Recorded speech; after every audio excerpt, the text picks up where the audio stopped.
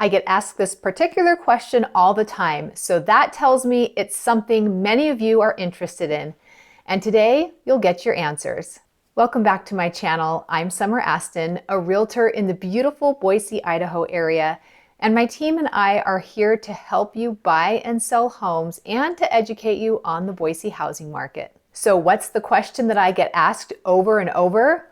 What's the deal with all the HOAs in the Boise housing market? The Boise area does have many more communities with HOAs than without, which I know is unusual to many of you coming from other states. So I'll answer that question, I'll explain what HOAs are and what their purpose is, and I'll let you know where to expect the most expensive HOAs, along with what to expect if you don't have an HOA.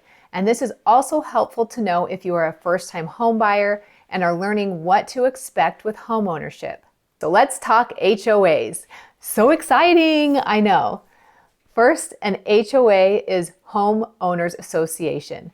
It is the collection of everyone who lives in a community, and those members vote in board members. Usually the board not only has a president, but also has someone in charge of the architectural committee or other things like that. These board members are there to help make sure everyone in the community is upholding the rules that they agreed to when they moved in. There is also usually an external property management company who helps oversee the rule keeping and takes care of collecting the HOA fees. Okay, the rules. The rules are called the CCRs, which stands for the Covenants, Codes, and Restrictions. As the word covenant implies, you make a promise and the other party makes a promise in return. In the case of an HOA, you are promising to keep the rules, and the HOA is promising to make sure everyone else upholds them, as well as they promise to upkeep the green spaces, the parks, the pools, and whatever else is in your community that they are responsible for. And as the word codes and restrictions implies, most of the CCRs are a list of things you can or cannot do. Some examples of incredibly common rules that people are concerned with when purchasing a home are: how many dogs does the community allow? And can you have an RV? And if so, where can it be parked? I'd say that those are the two that we typically look for when someone is deciding if they should buy in a particular neighborhood or not. Sometimes there are odd rules thrown in there, like there is a neighborhood in Eagle that says you cannot park your logging trucks on your property. So I'm guessing there was a logging truck driver that really ticked people off in that neighborhood, so they added that rule. Don't be that person that the HOA has to make a special rule for. Many people assume that if there is an HOA, then the CCRs are all very strict. The reality is that here in the Boise area, the CCRs can differ quite a bit from community to community. Oftentimes there are homes on land that do have an HOA, and its sole purpose is to monitor and oversee the irrigation for the community. So there really aren't any other rules.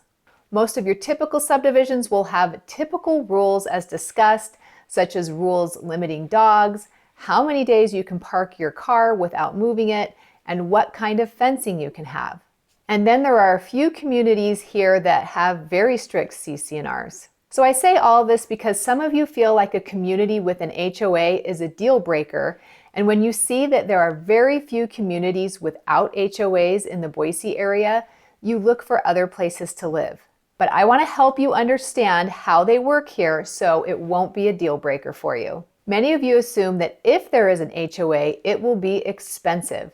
I know that if you're coming from other states, they can be very expensive. There are a few here that are more expensive, but most are quite reasonable. Of course, the more amenities that your fees are going to, the more expensive it is.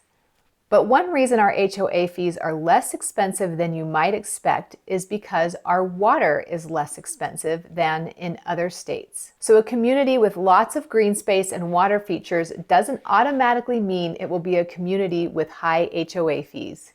Most HOA fees here are between $200 a year and $1,200 a year, $1,200 a year being on the high side. The communities with fees closer to $200 a year are communities that are older, maybe communities built up in the 1990s, and the fees might cover irrigation and property management fees. Okay, so why do I keep mentioning irrigation and what does that mean? Many of our neighborhoods have irrigation water that is pumped into the sprinkler systems, and so your yard is watered with that irrigation water. If the community is responsible for the irrigation pump house, then it will be included in your HOA fees most often, which means you are only paying a water bill on the city water that comes into your house, which makes it very cheap to water your yard. If the HOA is not responsible for the irrigation pump house, then you will pay a separate irrigation fee every year, but it is still very cheap, usually under $100 a year for watering your yard all season long. And if your community has neither option, then you probably will have city water for your yard, and that is a bit more expensive. Okay, back to the other fees. So communities that are closer to that $1,200 a year have pools, parks, green space, and those types of things. There are a few communities that I can think of that are on the high end for our valley. So some examples are places like Legacy and Riverstone. Those are master plan resort-like communities in Eagle. They're currently around $2,000 a year, and the gated section of Two Rivers in Eagle is just under $6,000 a year due to all the waterway maintenance. And then there is a new 55 and over gated resort style community called Valor in Kuna. That's right now just under $4,000 a year, but it will increase as they expand. But as I said, those are the outliers, and most hover around $400 to $600 a year. So if you really don't want an HOA here, then you do have a couple of options. And of course, these are generalities, as there are always exceptions here and there. One is to live in a house that was built before the 1990s.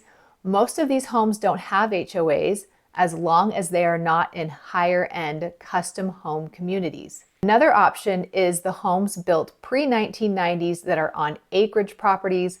These are mostly in Southwest Boise. They're scattered throughout Meridian, Nampa, Kuna, and Caldwell.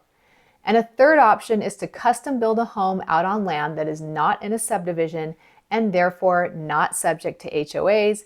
And that's pretty much the only way that you can get a new construction home in our valley without an HOA, as pretty much every single new construction community will have an HOA. So here are the pros and cons to no HOA communities here.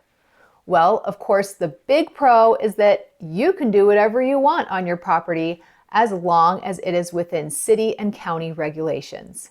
The big con is that everyone around you can also do whatever they want on their land as long as it is within city and county regulations. So I know that in places like in California or in Washington, where it's much easier to find homes without HOAs, oftentimes those communities are kept up pretty well by the homeowners. One thing you will find about Idahoans, especially native Idahoans, is that they are freedom-loving, resourceful, down-to-earth, non-judgmental people. They don't tend to judge you or your house, but they don't care what you think about them and their house either. While there are certainly areas with no HOAs where all the neighbors are doing their best to keep up their homes, you will find, especially on homes with acreage, that people will live as they please and expect you to do the same. I've had people call me with interest in homes for sale, people that don't want an HOA, and they say things like, well, I really like that home, but I don't like that the neighbor had some older cars in the backyard. What can I do about that? Nothing. That's literally the point of not having an HOA. So you can live as you please, again, within the county and city regulations, of course. So if you think you don't want to follow the rules, but you want everyone around you to follow rules, then maybe you really don't want to live where there are no HOAs. What I hear most from you guys is from people who don't want an HOA, but want to live in a very nice community where people want more custom homes on an acre or two.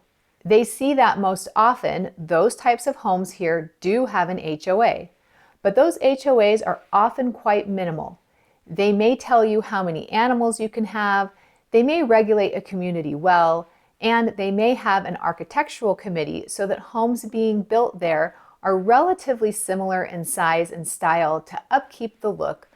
But make sure you don't assume that just because the community has an HOA that it will have super expensive fees or be super restrictive.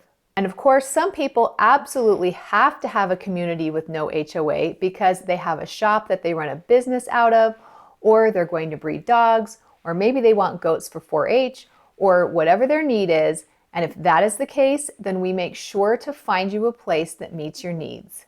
But even within the communities with HOAs, let's say you have an RV and you need to find a home where you can park it there, then there are plenty of communities that will allow that. We just have to find the right one. And as a side note, we always try to get you a copy of the CCRs for an HOA on any home you are seriously considering making an offer on, and it is your responsibility to read through them so that you are aware of what you are agreeing to before you close on the home and move in. So make sure that you tell us or your realtor, wherever you are, of any deal breakers so that you don't get your heart set on a home that's in a community with a rule that says you can only have 2 dogs when you have 4 dogs. And yes, with HOAs, you can get a community that has that one neighbor who thinks that their main purpose in life is to force everyone to keep the community rules. And if that were the case, you can always get on the board to help make some changes. But for the most part, people here are happy with their HOAs. They don't find them too restrictive or too expensive, and they enjoy that those HOAs keep up the neighborhood home value. It keeps up the parks, the walking paths, and the pools for everyone's enjoyment. So I hope that helps you understand HOAs here in the Boise housing market. And it is true, it is hard to find a home here without an HOA unless you are willing to live in an older home or custom build a home on land that is not in a subdivision, which usually means it is surrounded by farmland. But the HOAs here are easy to work with once you understand them. If you want more information about moving to the Boise area, make sure you check out my website at summerastonrealestate.com, where you can get all kinds of helpful resources. Check out my community pages and videos, read the latest blog posts, contact us at the website if you'd like to schedule a call, and also follow us on Instagram at Summer Aston Real Estate for more information about the housing market and access to other content that you can't find here. Thanks so much for watching my super exciting video about HOAs in the Boise area, and I'll see you next time, friends.